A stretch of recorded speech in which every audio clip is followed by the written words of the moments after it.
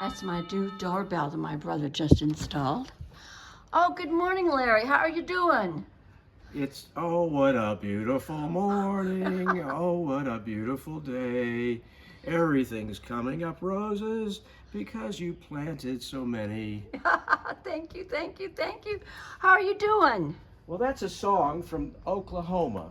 When we were kids, our mother didn't let us have a TV, so we would sneak over to the neighbors and watch TV. And Uh-huh. most, of course, back then in the 50s, mostly in black and white. Right. And we would watch old movies, and a lot of the movies were old musicals, like Oklahoma. Let's talk while we walk. Okay. Here's the containers, Larry, that you brought up for the blueberries. Oh yeah. Okay. So today is a special day. You know, I'm anxious to go out and pick blueberries. I had gotten some gas for the lawnmower, and I had gone down to the garden, and Joy had told me, and I knew they were ripe. Um, Here on the left, yesterday, we little project. Um, Last year, we have a lot of trees here. Some of them die, and they're big, 135 feet high. And so, what do you do with the wood?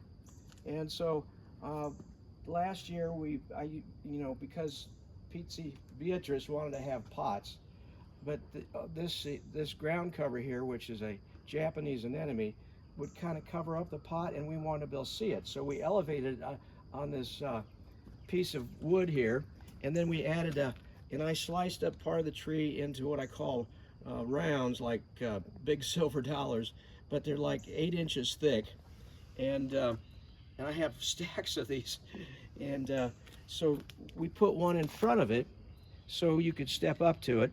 But then Beatrice realized that there was, and she cleared out all these.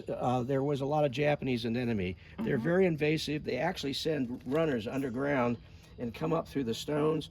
So she conveyed to my wife that she wanted another round here. And so yesterday afternoon I was tired, and I had been planting New Guinea impatiens, and I was sitting inside and feeling lazy, but I said, I need to do one more thing. So I went out and got around, but this round had been sitting down in our lower garden. I had a bunch of them, and I had a stroke last summer, and so when I cut these up, I had a bunch of these things, and because the logs had gotten too big for me, so I said, my wife suggested I spread them out in this lower part of our flower garden and use them as stepping stones. Well, I did that, but the problem is the weeds grow up in between them, Mm-hmm. and We'll walk. weed eating between those things is a real bear. So and because I'm so weak, I got weak over winter. We were sitting around too much, and my arms. I mean, I used to roll these logs up the driveway, and make paths. You might have seen them in the video. We're going to walk down to the vegetable garden here, and we bought this property 20 years ago. And this area down here there was an old rototiller down in here from the previous owner. It was a Russian that built this, and we're going to go to the right here. Okay. And so there was an old rototiller down there that I had to haul out. It was all rusted up. But this vegetable garden, I'm going to turn left here, it was grown up with trees and little trees, and there was a ridge over here that actually had bamboo growing on it, and you don't want bamboo on your property. So I decided to clear that out. And we've got some this is oh, turn around here, Peachy. Have you recorded this? Let's do it again. This is Trinity's trellis. What we had a family that rented the upstairs where Beatrice is living, and they were very destructive. They destroyed the inside, and when they left mattresses, and this is the girl's mattress, and I brought it out here. They left TVs. There were all kinds of things that I burned over here. But I burned this mattress, and inside was this metal frame. And so I said, that would be useful. I'm always scrounging things. So I said that would be great for a trellis. Yeah. And so I mounted this metal frame that created a frame for the mattress, and used it for put climbing roses on. And look at how tall they are. Yeah. Did you have to prune them down? Well, the deer we bought this plant. It was about 3 feet high, and it started growing. But then the deer will prune off, actually eat the flowers, and prune off the buds. I mean, the rose hips. Rose hips. Yeah. Vitamin C comes from roses. So they do the pruning for me. Now I need to run. It's a climbing rose, and so it gets real long. So, and I have to feed it back through the matrix. I see where you put some protective around the base of the. Well, yeah. I had to put protective netting to keep them from eating the roses. The buds. Entirely, yeah. Yeah. So. Well, that's something. Last year. Did you all see that? Now I'll make it a little bit closer so you can see. Yeah, the bird netting. Bird netting. Kind of the same thing as I put over the pond, right? Yes. Now over here, there's. Wait a minute, stay behind me, Larry. Your Oh. voice projects. Right. Yeah, thank you. Okay, this is another. This is springs. There's a Dollar General at the bottom of the mountain, and one day I noticed somebody had thrown out on their trash in the trash area, and they shouldn't do that. A mattress. And so I went inside and got permission. I said, "May I have that old mattress?" They said, "Of course." And I brought it home, and now I was hoping it would have a frame like Trinity's, but it had all these springs, so there was foam in all this, and Oh, God. man, to clean this up, but to use it for a trellis, and so this is Dollar General trellis. That's the name of it. You usually have sweet peas running up that, don't you? Well, I tried. I haven't successfully grown sweet peas. Oh. They'll. Yeah, they need full sun. But I've had plants on this, but Yeah. Okay. not this year. Okay, we're gonna move down along here now. I can't. If I shine into the sun, I Oh, get I this reflection that's like gray. Well, we're going down now. The vegetable garden here. I finally got in the shade. All right. So the Oh, you vegetable see garden- asparagus behind us? Okay, here we go. Here's the vegetable garden. So, I've grown a lot of vegetables, but I'd rather grow flowers. So we've delegated, since Pizzi was here, to put these Gladiolas. and we had netting there to keep them straight. Yeah. But you can see we've got, Lots of I them. used my wife as a quilter, and at the quilt shop they'd have rolls, real cheap, rolls of this landscaping fabric. Oh, really? And so it's about 3 feet wide, which is perfect for vegetables. And so you can see, this has been rototillered a number of times over the years, and this used to flood and just be a swamp.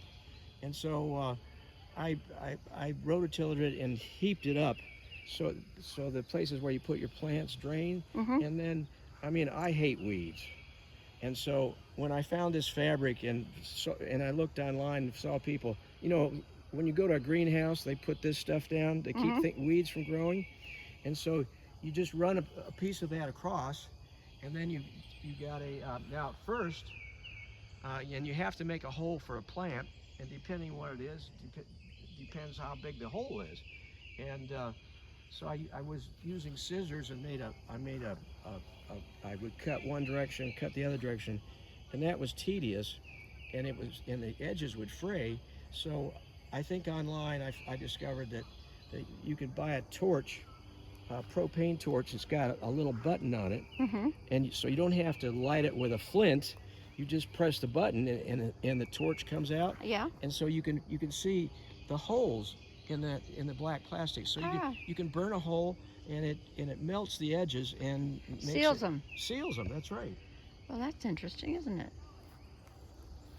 Now I've got wild daisies here, and they're basically a weed, but they're kind of pretty. Yeah. But you know, in the last couple of years, I've lost control of my vegetable garden, and so I pulled up a lot of the black here on the bottom. Last summer, I pulled up the black plastic because, well, I need the rototiller. You know, you have to roll up the black plastic and then to take the rototiller across, and then put the plastic back. So that wooden structure over there, my wife and I, Joy, we talked about this morning. She wants me to get rid of that. I built that out of pallets, wooden pallets. You know, people build houses with those things. Yeah, I know. But I built that out of wooden pallets tied together from string that I scrounged from Fletcher Lawn and Garden. And it's big thick string. But she wants me to take it down because it's ugly. Oh. But inside there is piles of the black plastic that I took out of this area right here. Oh, I thought you were making a compost thing. Well, it was supposed to be that too. And actually I put potatoes in there because I didn't get around to planting them. Now you can see I've successfully kept this long straight row here. I mulched it with leaves, and pretty much instead of black plastic, it controlled it with heavy leaf mulch, and then you turn it under, and it improves the soil. Now, what are these little yellow flowers? well, these are sundrops. I moved these sundrops from. You have a huge bed up near the house. Well, yeah, the huge bed. So I've been spreading these sundrops around, and there was just a small section down here, but they obviously are spread, and they're bright yellow. Well, here the blueberries are. Oh my goodness! It's okay to walk on this, right? Yeah, yes it is. Now you be careful. It's not even. Okay. It's uneven, and there's holes in there, so be careful. Do we know what this ground cover is? No, I don't know. It's like a, I don't know. It spreads. It's awful. Oh, look at the blueberries. Well, yeah, it's loaded. I had this area was a jungle, and there was bamboo down here, and so I planted, you know, a number of blueberries bushes through the years, and these have struggled many times. You know, when I'm weed whacking, when I swing the weed eater back and forth, you know, I'll see like a jack in a pulpit and I take note of it, but then I forget where it is and I just chop it off. So many times when I'm trying to be careful, but weeds grow around the blueberries. Yeah. And what I've done is whacked the base of it and taken off bark. But they've survived, and of course, if you don't pick them, the birds will eat them, the deer will eat them. I've got a peach tree down here that this morning I was looking at. I'm going to cut it down because Joy wants to get rid of it. But the deer stand up on their hind legs and eat the peaches, seed and all. Well, we have to catch that on camera sometime. Well, you're not going to catch that on camera. Listen, I saw the bear come through here, the juvenile. Yeah. Come through down the road. He was up on Fran's driveway up there. And he came down. I had to run get the camera, and by I got it, he'd walk down the road. Right. And he came down into here, and wandered around, and wandered down here, and I think he crossed up into the property here over there. Well, you got that on camera. Yeah, but it's not very distinct. I mean, it's an awful lot of woods that you see. Well, Beatrice, I'll hold the camera. You can pick some blueberries. Okay. And I like every morning. I like on my cereal. I cut sliced bananas, and I put blueberries. I mean, you know, so I'm an expensive person because I'm eating blueberries every morning. Well, but they're so good for you. Well, they are. And they're coming off really easy.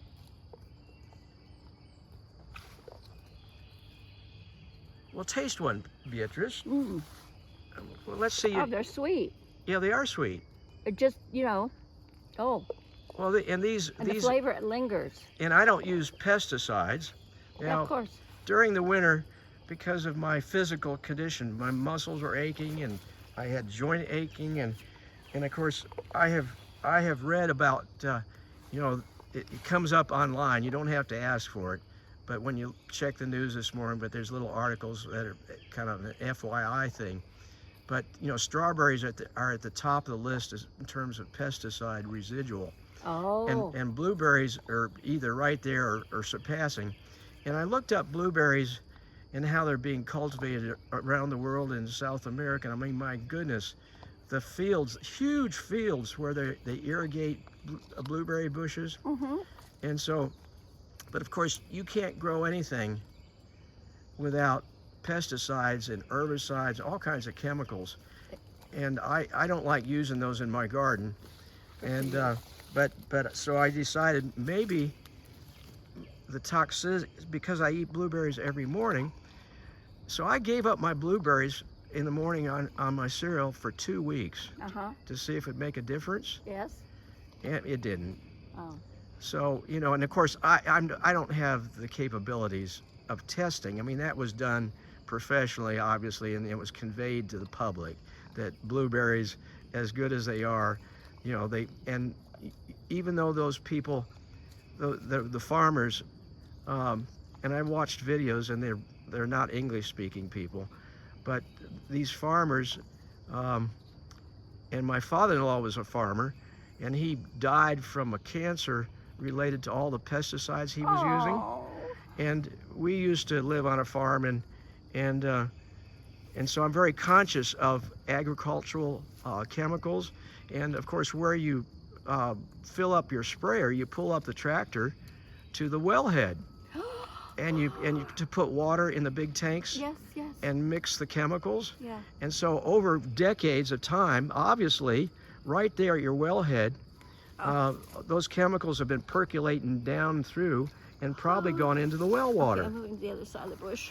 So I know that and so farmers are inspected and supposed to, and things are, you know, tight regulations, because you're not supposed to put pesticides within X number of days of harvest, and that's different for each product.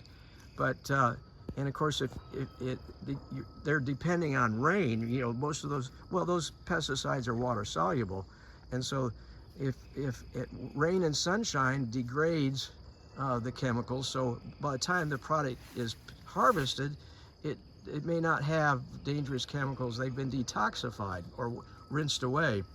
But you know, farmers, well, they hurt themselves. So we know that product gets to market, and that's why they put these articles out there that are laced with chemicals. So, Larry, it is possible to do cleanses to pull the insecticides out of your body, and it would take a little bit. Well, yeah, I don't have time or money for that, Beatrice. You know, I'm sorry. You know, I just don't have it. Okay. But I'm aware of that. Okay. I'm a nurse, and I understand that. Some of the cleanses are a little bit of an expense, but you know, drgroup.com is an expert on this sort of thing, several different things, and he'll list all the different things that you can do for healing yourself. And of course, they all involve an investment of time and money in this thing or that thing. And he'll always end by saying, and urotherapy.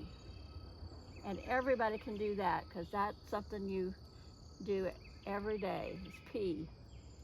So I would suggest, if money is an issue, that you go to drgroup.com and research lots of videos, lots of instructional things on every topic under the sun. So whatever ails you, he always ends by saying the free way to do it. And he says it's truly the best way. So you might want to check that out. For our listeners might want to check that out. Urotherapy's been around for hundreds of years in terms of documentation. Remedies have only been listed in books of like 400 years. There's one down here you missed. Oh, can't miss any. I'm trying to get all the ripe ones. Right. And you can come back in another day or two and get the ones that are almost ripe. I'm not picking the ones that don't come off really easily because I know Right. they're not ripe. Well, they're sweet when they get ripe. Yeah. Now, I found one this morning that actually had rotted, and so it wouldn't be worth eating. And I also found one or two of these that had bird peck marks in them. Well, yeah, the birds eat So these the things. birds had just pecked it. You know, Right. they hadn't eaten the whole thing or anything. Listen, you know where I've got birds? The rhododendron bush right out my window, kitchen window. Right. The hummingbirds go in there, Right. and I noticed a bird that was about twice the size Right. of a hummingbird flying in there. When I came home last night and was walking past it, I think we can walk someplace else, Larry. Right. Okay. Um, So we've got the blueberries, enough to eat for breakfast. yeah, you should do. Okay. Thank you. So Well, that was the exercise for the day. Thank you for sharing. We really appreciate you coming along with us on our morning walk. It's about 9:30 in the morning and you saw some sun in the garden and a little bit in the front, but not very much. Thank you very much for joining. Thank you. Good day. yeah, and I've got to go, Beatrice. Okay. There were cars parked in your drive that we brought up from our house because my job today is to blow the sticks from the storm off the roof, Okay. clean the skylights, Oh. and blow junk out of the gutters. Oh, that's a lot of chores, Larry. Well, yeah, my wife was willing to pay for it, Uh-huh. but last night at midnight, I said, no way, honey, we don't want that person that's not family falling off the roof Oh, and yes. suing us, and Yeah. we lose our house. Oh, yeah. So I've got to go to work. Okay, very good. All right. Good day, everyone. Thank you. I'm going to stop it.